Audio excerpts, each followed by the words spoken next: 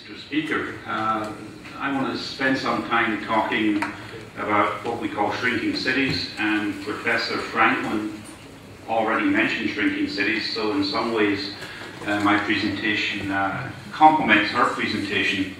And even though in Morocco you are not yet concerned about shrinking cities, you're concerned about growing cities, it is very possible that one day you might have to deal with shrinking cities. So I think if we, the more we know about these types of cities and the types of responses that have taken place, it may help cities in Morocco and other places which will face this challenge in the future. There are a number of definitions of shrinking cities, and I do not need to go through all of these, but if we take a look at the United States, 37 cities that have lost at least 20% of the population from a peak of over 100,000 in 1980. And we can see some of these cities here. And the reason that I am interested in shrinking cities is because I live in one of those shrinking cities, Toledo, Ohio, which had a population of 380,000 in 1970, and today has a population of 287,000. And so every day in the newspaper, I read about the problems and the challenges that we face in a city which is undergoing population decline. The most famous example of a shrinking city is, of course, Detroit, Michigan, which at one stage had a population of 1.8 million people, and in 2010 the population had shrunk to 713,000, a loss of 61.4%. And here we have a map of shrinking cities in the United States, and most of these cities are on the East Coast or in the Great Lakes region of the Midwest. And here is what one commentator said about the city of Detroit. The city of Detroit was once one of the greatest industrial cities in the history of the world, but today it is a rotting, decaying, post-apocalyptic hellhole. Nearly half the men are unemployed, nearly half the population is functionally illiterate, more than half the children are living in poverty, and the city government is drowning in debt. As economic conditions have gotten worse, crime has absolutely exploded. Every single night in Detroit there are frightening confrontations between desperate criminals and exasperated homeowners. And Detroit was only 45 minutes from Toledo where I live, and so this is something which is very close to home. Now, Youngstown, Ohio is another example of a shrinking city, which is about 2 hours from Toledo where I live. And you can see that since about 1960, the population of Youngstown has declined as well. But like cities in Morocco, at one point Youngstown, the population was increasing, and one time they probably thought this population growth would continue and continue. And it probably never anticipated that this would happen. And the most interesting thing about Youngstown is the response to this phenomenon. Youngstown have recognized that they are a smaller city, and they will always be a smaller city. Unlike my city, Toledo, we think we can recover the decline. We can come back to where we were before. But Youngstown has said we are not the Youngstown we used to be. We won't be that Youngstown ever again. We need to shrink to survive. And as my colleague at Youngstown State University, Hunter Morrison, has said, shrinking is un-American in a way. But what the city of Youngstown has done is they've came up with a strategic plan called the Youngstown 2010 plan. And this is a plan that recognizes that Youngstown will never recover its past. And so they're saying we have to understand we are going to be a small city, and we have to plan for being a small city.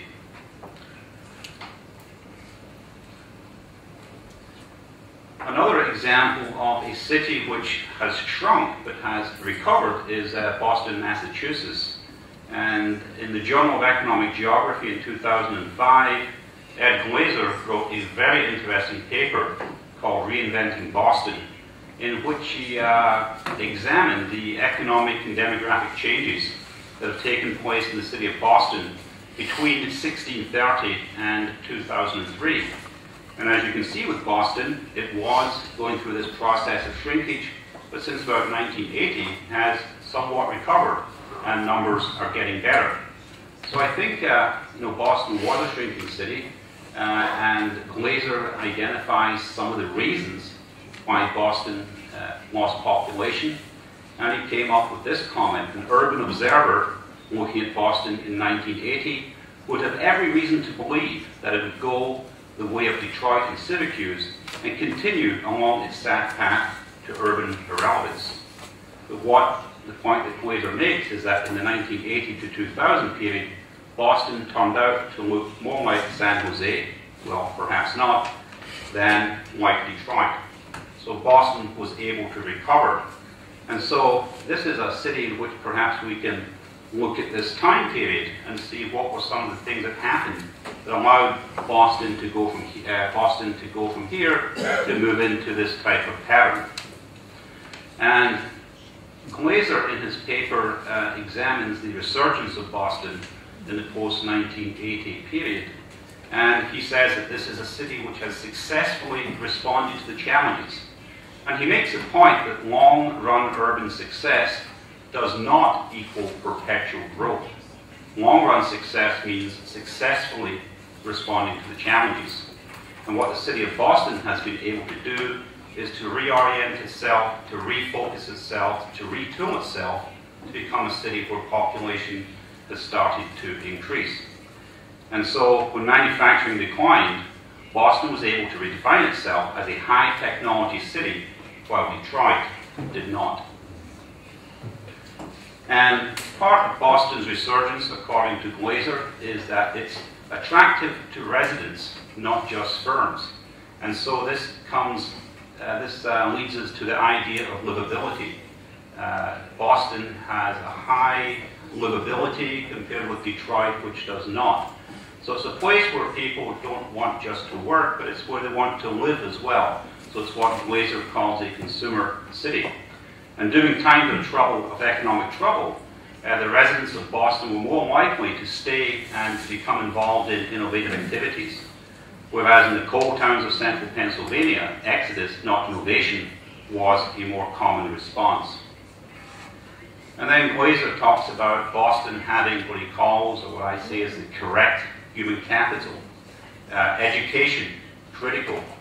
And so out of 209 MSAs with over 200,000 people in the year 2000, Boston had the 6th highest level of college graduates.